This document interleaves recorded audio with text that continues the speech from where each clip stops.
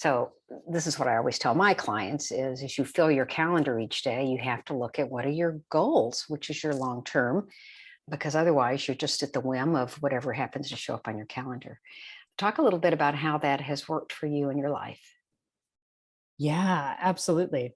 So in terms of carving out time for long-term activities and really understanding how we fit them into our calendars, I am a big believer in what I call being directionally correct. Yes, that's the word Um, I use. we, uh, I live in Manhattan and I live in the financial district, which is the southernmost part of Manhattan.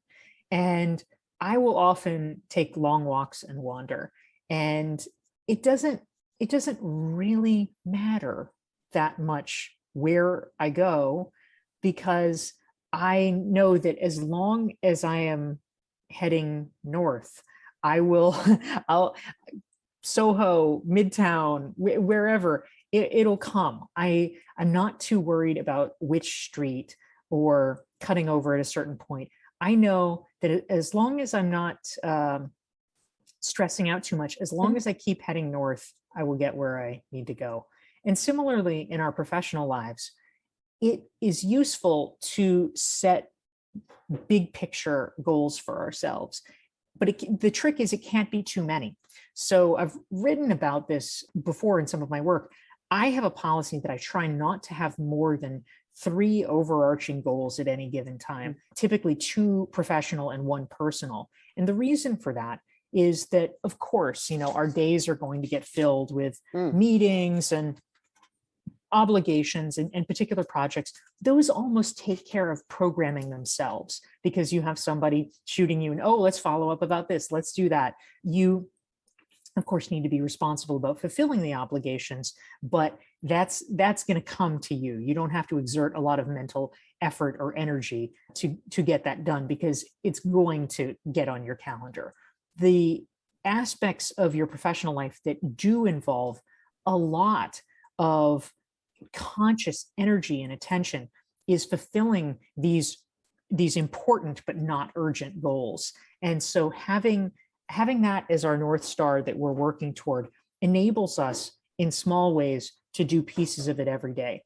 Obviously, for the latter half of 2021, one of my big goals has been promoting the long game.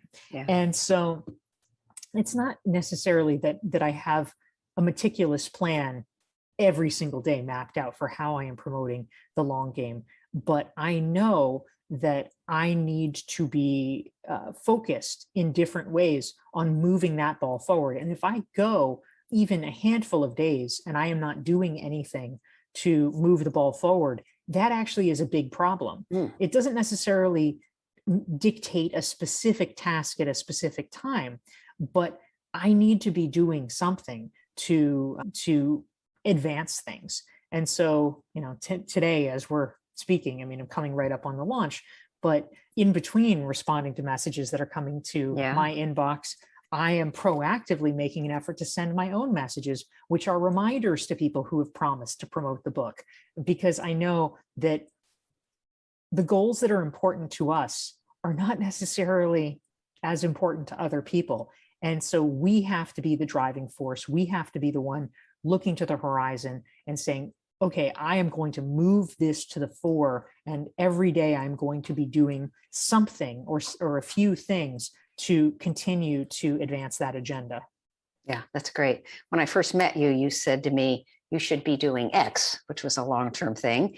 And my response was, yes, as soon as I finish all these other things on my desk, sort of clear the decks, I'll be happy to get to X. And you said, well, in your whatever your kind way was, you might want to rethink that and get on with it. So practicing what you were preaching for